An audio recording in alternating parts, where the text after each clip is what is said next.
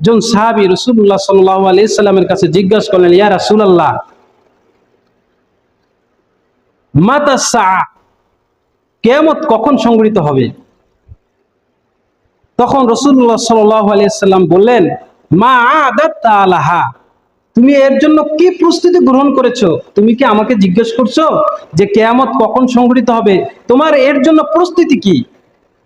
তখন সেই সাহাবী, সেই ব্যক্তি বলল, ফালা শাইইন ইল্লা আন্নী আহিব্বা আল্লাহ রাসূলাহু। তখন রাসূলুল্লাহ সাল্লাল্লাহু আলাইহি সাল্লামের জবাবে সাহাবী বললেন যে এমন কোনো কিছু নেই আমল যেটা আমি প্রস্তুত করতে পেরেছি, কিন্তু হ্যাঁ, আমি একটা আমল প্রস্তুত করেছি যেটা হলো সবচাইতে আমার কাছে আল্লাহ এবং তার রাসূল সবচাইতে প্রিয় পাত্র এবং সবচাইতে বেশি ভালোবাসি। আল্লাহ এবং তার রাসূলের অনুকরণ আমার সবচাইতে পছন্দনীয়। বলি সুবহানাল্লাহ। তখন রাসূলুল্লাহ সাল্লাল্লাহু আলাইহি ওয়াসাল্লাম উত্তর করলেন, যথার্থই তুমি যাকে ভালোবাসতেছো, যার অনুসরণ করতেছো, তার সাথে তোমার হাসর নাসর হবে। বলি সুবহানাল্লাহ।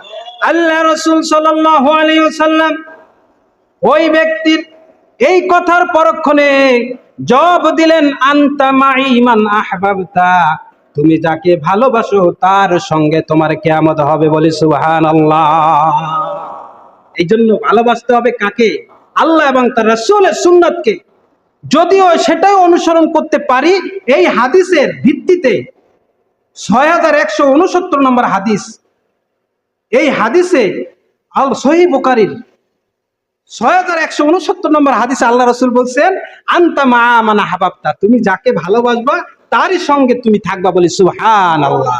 এই জন্য ভাইয়া আমার, সর্বাগ্রে আল্লাহ রাসূলের সুন্নাতকে অনুসরণ করতে হবে। কিন্তু দেখা যায় দুনিয়ার ইহুদি কালচার, নাচালাদের কালচার আমাদের কাছে সবচাইতে বেশি ভালো।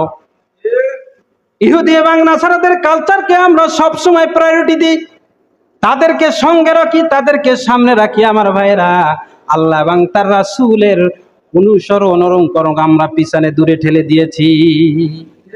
অথচ আল্লাহ রাসূল বলেছেন, সুনানে ইবনে আবু দাউদের হাদিস 4031 নম্বর হাদিসে আল্লাহ রাসূল বলেছেন, মান তাশাব্বাহা বিকাউমিন ফাহুয়া মিনহুম, যে ব্যক্তি কোন জাতি বা সম্প্রদায়ের সাদৃশ্য অবলম্বন করে, তাদের অনুসরণ করে, তাদের মহব্বত করে, তাদের ভালোবাসে, আল্লাহ রাসূল বলেছেন সে তাদেরই অন্তর্ভুক্ত হবে। বলেন আউযুবিল্লাহ।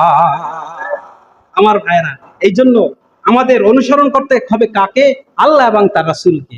আল্লাহ এবং তার রাসূলকে ভালোবাসে